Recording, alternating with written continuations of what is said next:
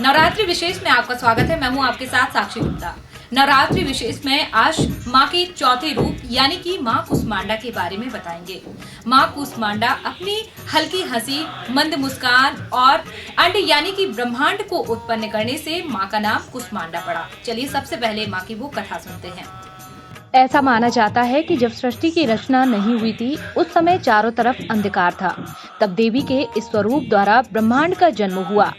देवी कुष्मांडा अष्टभुजा से युक्त हैं, अतः इन्हें देवी अष्टभुजा के नाम से भी जाना जाता है। ये भक्तों के कष्ट, रोग, शोक, संतापों का नाश करती हैं। देवी की 8 भुजाएं हैं।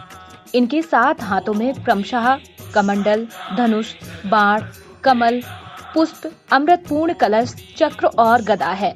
8वें हाथ में सभी सिद्धियों और निधियों को देने वाली जपमाला है।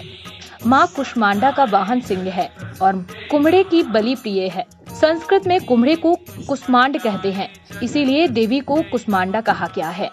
देवी का वास सूर्य मंडल के भीतर लोक में है। सूर्य लोक में रहने की शक्ति, क्षमता केवल इन्हीं में है।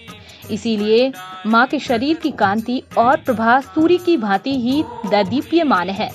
इनके ही तेज से 10 दिशाएं आलोकित हैं। ब्रह्मांड की सभी वस्तुओं और प्राणियों में इन्हीं का तेज व्याप्त है।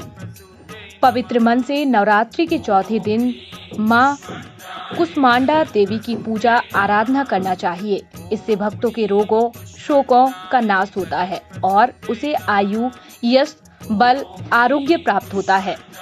ये देवी अत्यल्प सेवा और भक्ति से ही प्रसन्न होकर आशीर्वाद देती हैं। सच्चे मन से पूजा करने वाले को सुगमता से परम पद प्राप्त होता है। माँ कुष्मांडा की विधि विधान से पूजा करने पर भक्त को कम समय में ही कृपा का सूक्ष्म भाव अनुभव होने लगता है। माँ कुष्मांडा देवी आदियों, व्याधियों से मुक्त करती हैं और उसे सुख, समृद्धि और उन्नति प्रदान करती हैं। देवी की उपासना में भक्तों को सदैव तत्पर रहना चाहिए। दोस्तों, मां कुष्मांडा के बारे में तो आपने जान लिया है। अब आपको बताएंगे, यदि आपके परिवार में कोई लंबे समय से बीमार चल रहा है तो मां का वो अचूक मंत्र कौन सा है और मां की किस प्रकार से पूजा की जाए, चलिए जानते हैं। नवरात्र में इस दिन भी रोज की भांति सबसे पहले कलश की पूजा कर माता कुष्मांडा को नमन करें। इस दिन पूजा में बैठने के लिए हरे रंग के आसन का प्रयोग करना बेहतर होता है।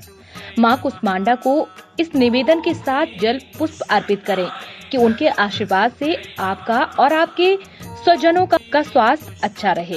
अगर आपके घर में कोई लंबे समय से बीमार है तो इस दिन माँ कुष्मांडा से खास निवेदन करके उनके अच्छे स्वास्थ्य की कामना करनी चाहिए।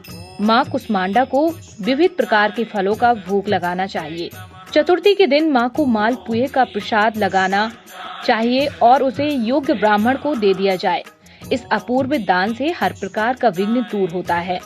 अब वो देवी जी का अचूक मंत्र जानिए, जिससे आपकी विपत्ति ही नहीं बल्कि माँ की कृपा आप पर ऐसे बरसेगी कि आपका जीवन खुशहाल हो जाएगा। तो वो मंत्र है कुष्मांडा ऐं ह्रीं देव्यै नमः। दोस्तों, नवरात्रि विशेष कार्यक्रम में हम प्रतिदिन की माता के स्वरूप के बारे में आपको बताते हैं और आज हमने बताया है माँ कुष्मांडा के बारे में।